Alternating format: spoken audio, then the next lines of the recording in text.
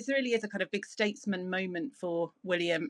You might remember that he was the first member of the royal family to actually visit the West Bank when he went out there in 2018. So this has been a bit of a mission for him for some time. There are lots of questions being asked about the royal family at the moment, with the King and the Princess of Wales out of action with health issues.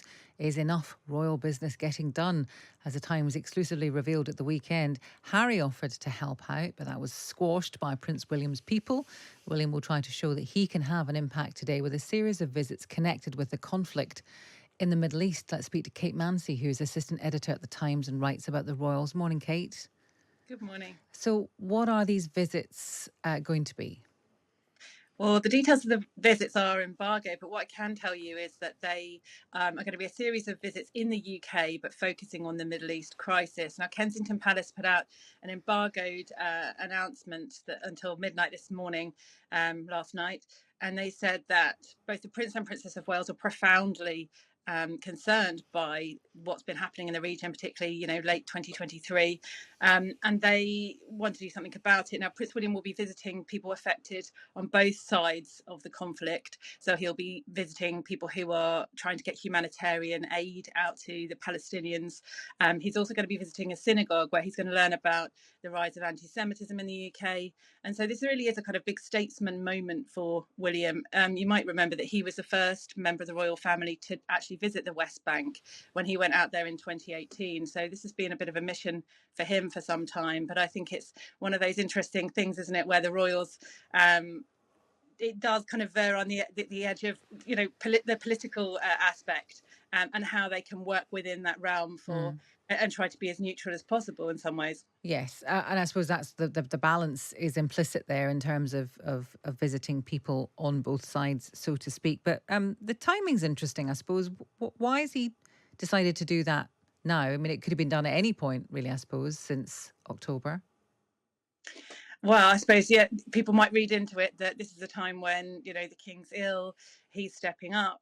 But I think in reality, these things are planned so far in advance. What I know from the palace and how they work is that nothing is ever kind of pulled together at the last minute. So this would have been very, very well thought out. We're going to see engagements this week and next week.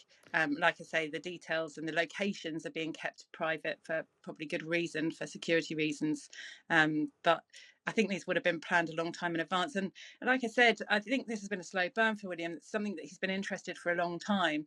And rather than just his kind of pet projects, this is him kind of grappling with something very serious now as heir to the throne. I think it puts him on a world stage in a way that he hasn't quite been before.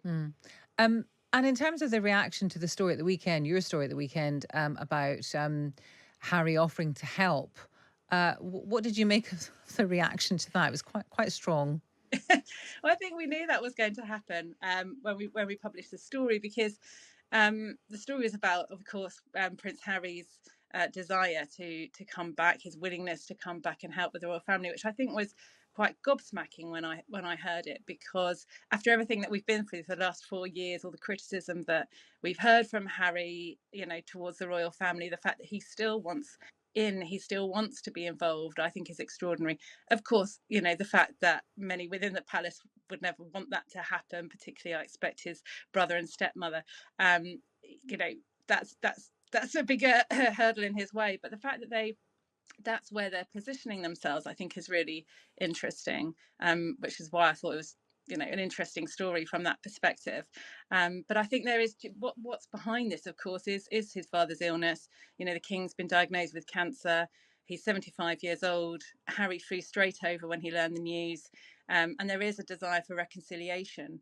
So it's all bound up, but it's not a normal family, is it? It's all part of the business and the workings of the family. It's a firm and it's an institution, unlike a regular family. So they're definitely not a regular family. Kate, thank you for that. That's Kate Mancy, assistant editor at the Times, who writes about the royals. Just a plucky little family just trying to do its best. The relationship between William and Harry, I know it's soap opera, and at one level it's kind of demeaning to think about it for us and for them, but equally that brotherly relationship does fascinate people, because most people have siblings of some form. Most people can think about times when they've not got on, how important it is to be close to to your family. We kind of share a view, don't you, that actually you don't have to. You do not have to get on with your siblings. You can just let things just happen. Yeah. Live your life Yeah. is always good advice.